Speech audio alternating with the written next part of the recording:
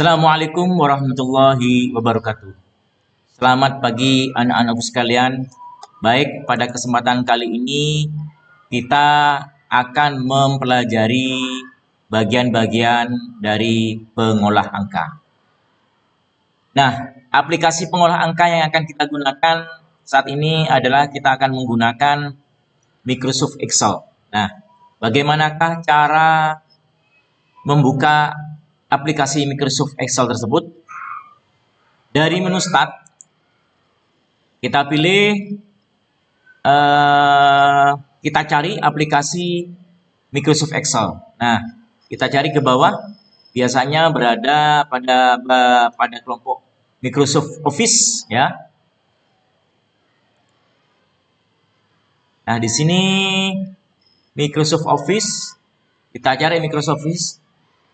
Atau biasanya terdapat di bagian ini, bagian bar yang berada di sebelah kanan ini. Nah, ini langsung kita temukan. Atau kalau tidak, kita tinggal ketik aja Excel, ya. Maka akan didapat ikon aplikasi Excel. Kemudian kita klik pada aplikasi tersebut.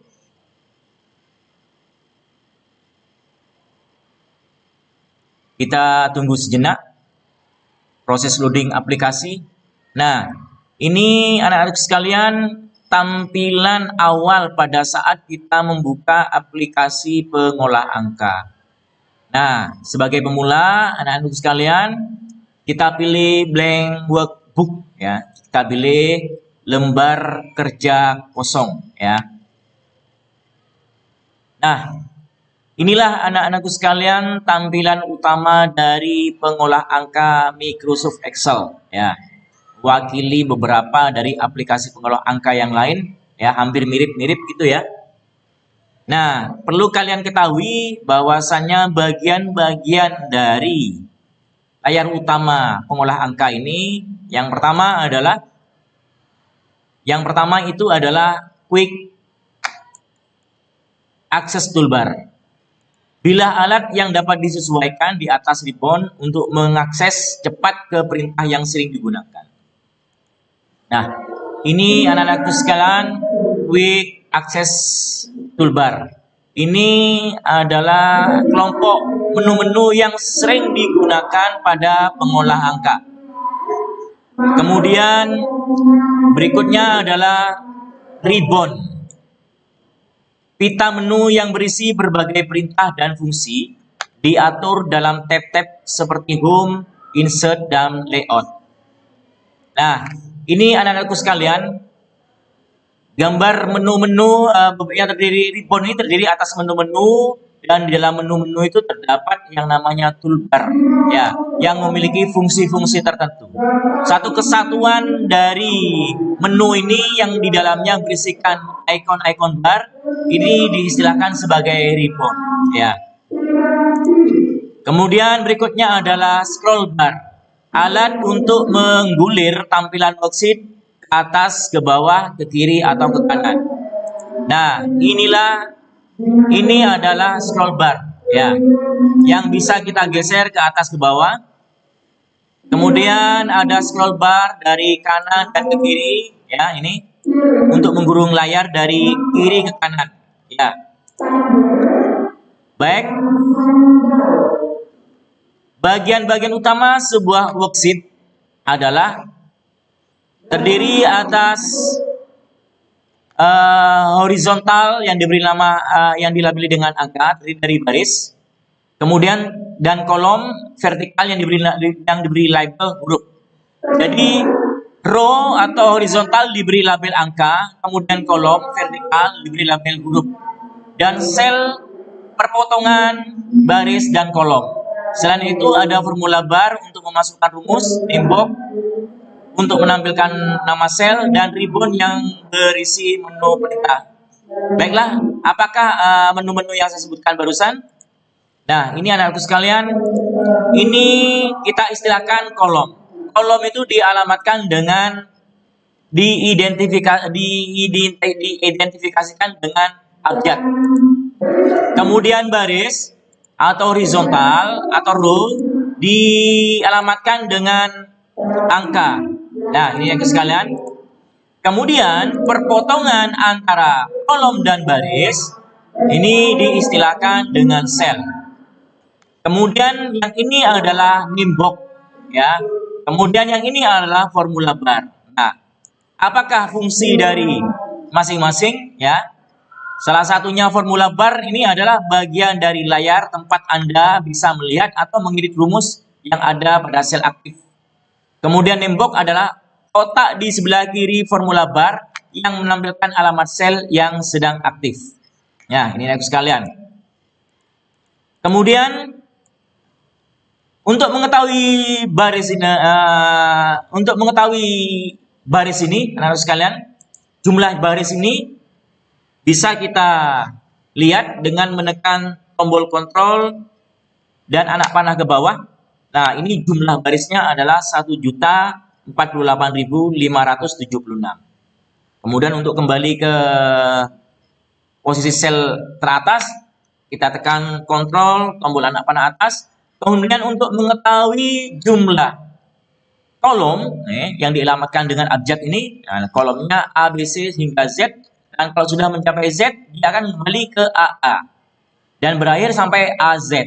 Kemudian kalau sudah berakhir sama AZ akan dilanjutkan BA, BZ, CA, CZ dan seterusnya.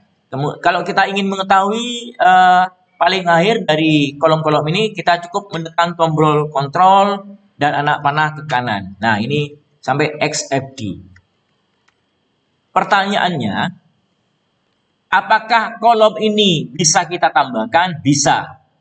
Untuk menambahkan kolom, cukup dengan klik pada kolom, kita klik kanan pada mouse, insert. Nah, ini. Maka kolom baru akan tertambahkan.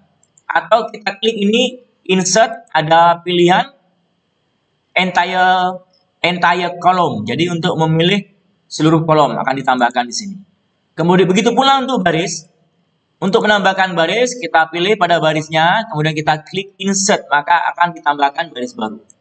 Atau kalau kita posisi aktif pada sel, klik kanan, insert entire row. Berarti untuk menambahkan baris, ya, satu baris. Kemudian kita klik copy. Kemudian untuk kolom dan baris, ini sebenarnya berada pada satu kesatuan yang diistilahkan dengan worksheet, lembar kerja. Jadi worksheet itu terdiri atas kumpulan kolom dan baris. Nah, worksheet ini tertulis sheet 1. Ini bisa diganti, ya. Kita klik kanan, kita rename namanya. Misalnya kita beri nama latihan 1, ya. Untuk menambahkan worksheet baru, nah di sebelah kanan ini terdapat tombol plus, kita klik saja, maka akan muncul sheet 2. Ya, misalnya kita ganti, bisa kita klik langsung, double klik pada nama sheetnya, misalnya latihan 2. Kemudian untuk mengcopy sheet ini juga anak-anak sekalian bisa di-copy, klik kanan caranya, ya. Kemudian kita pilih yang namanya move or copy, ya. Kita pilih mana yang akan kita copy, misalkan latihan 1. Jangan lupa centang pada checkbox create a copy, ya.